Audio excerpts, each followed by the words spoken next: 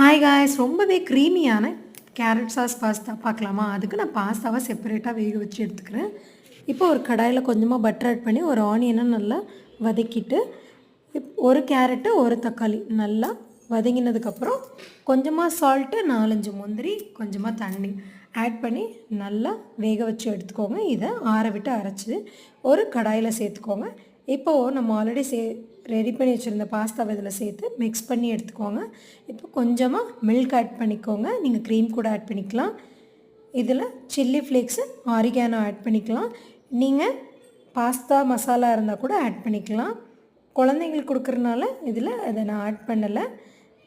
கொஞ்சமாக சீஸை ஸ்ப்ரெட் பண்ணியிருக்கேன்.